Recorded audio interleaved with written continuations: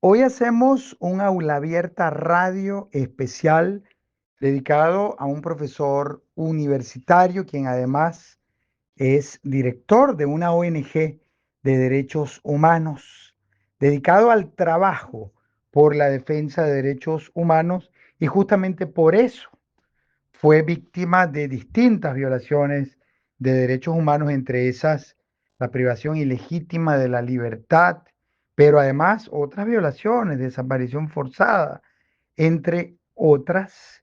Me refiero al profesor universitario Javier Tarazona, director de la ONG hermana Fundarredis. Javier, gracias por acompañarnos en esta entrevista en exclusiva de Aula Abierta Radio para comentarnos de primero tu caso. Queremos hablar un poquito de esto y luego de los proyectos en favor de la lucha por los derechos humanos, donde sin duda alguna es uno de los pilares que trabaja Fundarredes, el tema de la educación como uno de los pilares fundamentales de ese trabajo.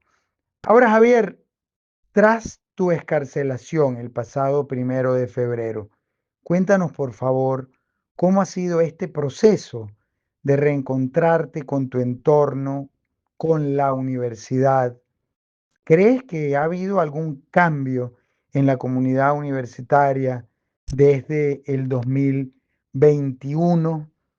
Todo el apoyo desde Aula Abierta para ti, para las y los universitarios que lamentablemente han sido presos políticos y siguen enfrentando una serie de violaciones. Hemos tratado en Aula Abierta de visibilizar sus casos y de recordar la importancia del respeto a la libertad académica, porque al fin de cuentas está conectada con la idea de la democracia y el desarrollo de las sociedades. Gracias, Javier, por compartir con nosotros tus experiencias. Bueno, justamente lo que han procurado durante los últimos años es hiperfragmentarnos y es en esa hiperfragmentación también creer que el problema de la universidad es distinto al de la sociedad, creer que el problema de la escuela es distinto al problema que tiene el ciudadano de a pie con los servicios básicos, con el acceso a agua potable, energía eléctrica, a la recolección de desechos sólidos.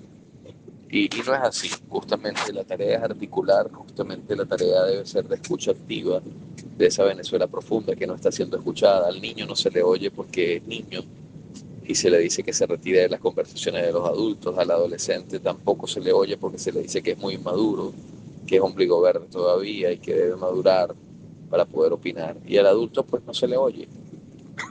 Y al no escuchársele por parte de quienes tienen el poder, pues sencillamente vivimos en una sociedad donde la escucha no es precisamente lo que impera, y al no tener la escucha, pues obviamente no se resuelven los problemas o las demandas de la gente. Es necesario que haya espacios de confianza que permitan la redemocratización del país, que permitan un proceso de reinstitucionalización del país y entender que la defensa de los derechos humanos, que la defensa de los derechos ciudadanos y la reconstrucción del tejido social es una acción transversal en su conjunto, y es esa la razón que nos lleva a plantear el movimiento de movimientos Venezuela por la educación, y que podamos desde allí, desde esa escucha, desde esos foros, simposios, debates, poder construir la agenda urgente del país. Hoy en el tablero político, en el tablero de poder de Venezuela, lamentablemente no está la gente, no está la educación, no están los problemas que surgen de la eh, violación de derechos humanos, de la deuda pendiente que hay con los derechos que constitucionalmente se plantean. Creo que es importante que entendamos que no tenemos, las soluciones están. La constitución de la República Bolivariana de Venezuela es el punto de encuentro. Cumplirla, sin duda alguna, permitirá superar esta tragedia que hemos transitado y que estamos viviendo como país.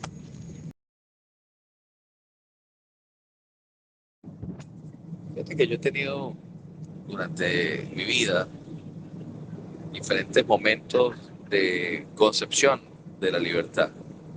Y esto tiene que ver incluso con mi formación como persona desde muy niño. participé del movimiento infantil mercedario, que es una orden religiosa fundada por Pedro Nolasco, un mercader español que dedicó su vida a redimir cautivos, a redimir esclavos que llegaban en barcos y en container a España. De manera que mi vida se inspira desde muy niño a trabajar por la libertad. Formé parte durante varios años del voluntariado penitenciario, impulsé desde la Universidad Pedagógica Experimental Libertador la conformación de un programa de voluntarios penitenciarios. Mi tesis doctoral versa sobre educación para la libertad y por supuesto que ha permitido esta experiencia tan profunda, tan compleja, tan dura, tan dolorosa del cautiverio durante casi 5 años, resignificar también el tema de la libertad.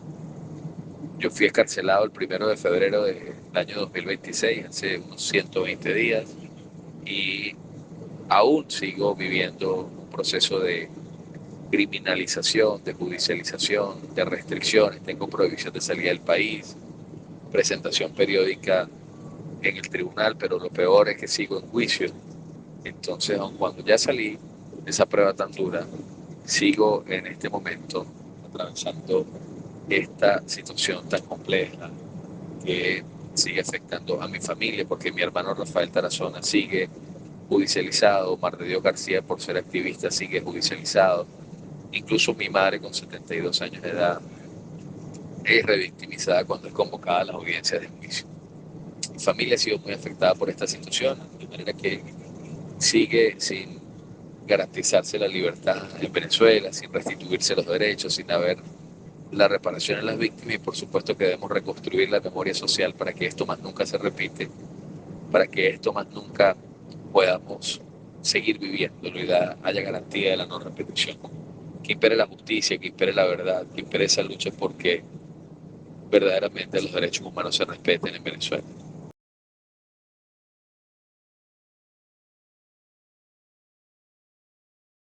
Bueno, fíjate que la prisión política, sin duda alguna, que busca callar la verdad, busca imponer la opacidad, busca reducir el espacio público, el espacio cívico, busca fragmentar e hiperfragmentar la sociedad y la sociedad civil organizada.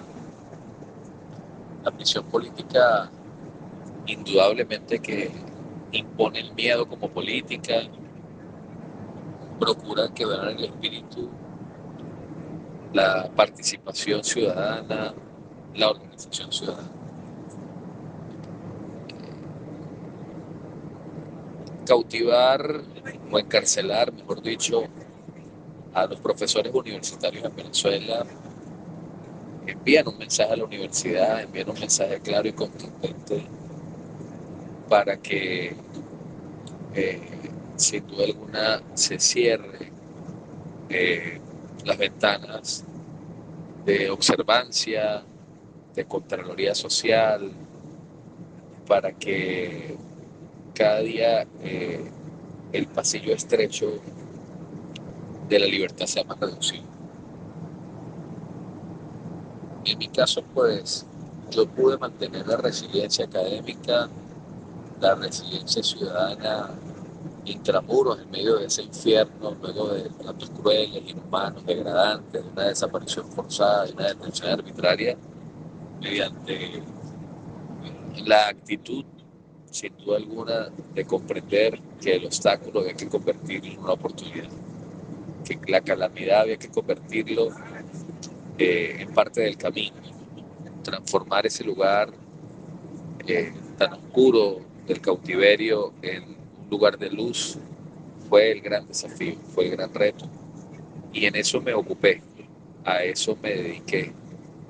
Realmente tuve la oportunidad de convertir la celda en un aula y desaprender, pero también aprender, enseñar a mis compañeros privados de libertad. Tuve la ocasión de pasar por 9 celdas, 2 tigritos, viví 6 meses castigado en un baño. Y esto siempre permitió de una u otra manera compartir. Contar anécdotas que al principio estaba negada la posibilidad de tener lápiz y papel. Los primeros 120 días fue muy difícil para mí. La posibilidad de tener lecturas, Sin embargo, las primeras lecturas que pude tener fue lecturas vinculadas con el gobierno, con la biografía de Chávez. Aún así, esas lecturas me permitieron revisar cómo en el país finalmente se ha procurado, en medio de la opacidad, imponernos un pensamiento único, imponernos eh, el mesianismo, e incluso cuando a Hugo Rafael Chávez Frías desaparece físicamente de este plano, pues imponernos como el Dios supremo, como el comandante supremo, tal como lo denunciamos en su momento, cuando desde Fundarredes, desde el Colegio de Profesores, denunciamos el proceso de ideologización y de adoctrinamiento a través de la colección bicentenaria, de las canaimas y de todo lo que significó parte del deterioro progresivo de la educación venezolana.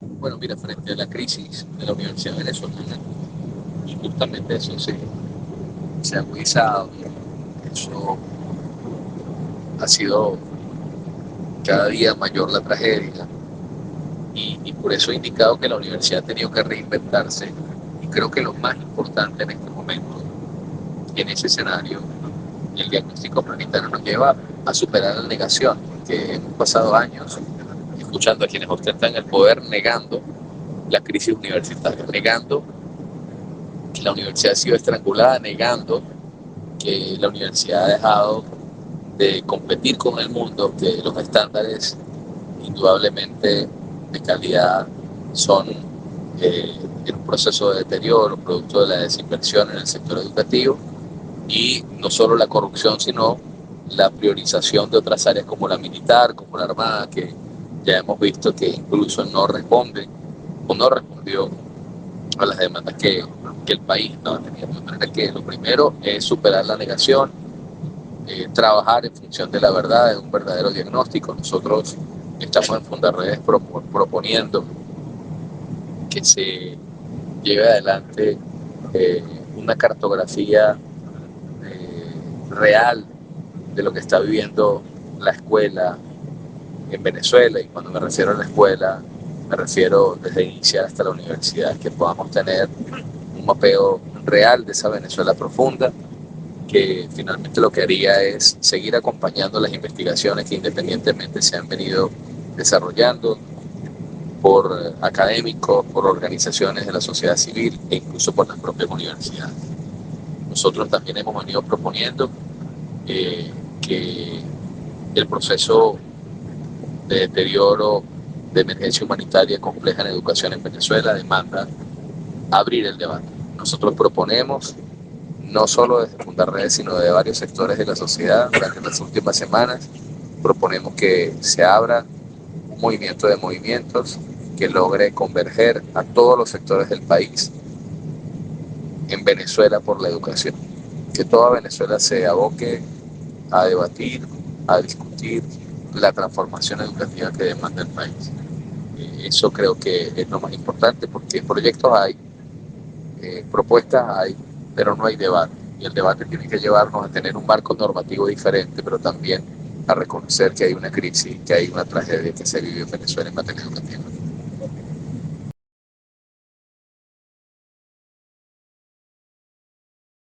Mira, Venezuela por la Educación es una iniciativa que estamos construyendo entre varios sectores del país.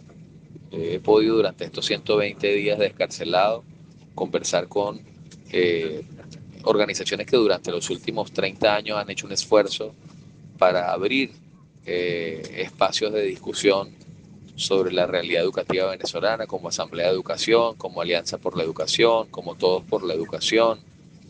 Me he podido encontrar con académicos de la Universidad Central de Venezuela, de la Universidad Católica Andrés Bello, de la Universidad Católica del Táchira, de la Universidad de Carabobo, de mi universidad, la Universidad Pedagógica Experimental Libertador, así como esfuerzos independientes y diversas organizaciones donde nos hemos encontrado sobre la necesidad de impulsar un debate, porque ciertamente hay proyectos en educación. El que está en desarrollo es el Plan de la Patria, que justamente nos ha generado esta Venezuela que hoy tenemos. En el 19 se firmó o se construyó una propuesta en el marco del Plan País, En el 2024 se presentó al país Venezuela Tierra de Gracia, pero no se abre el debate. Entonces cada uno tiene una carpeta de proyectos, de propuestas, pero no se abre el debate sobre lo que realmente debemos factiblemente construir en el país.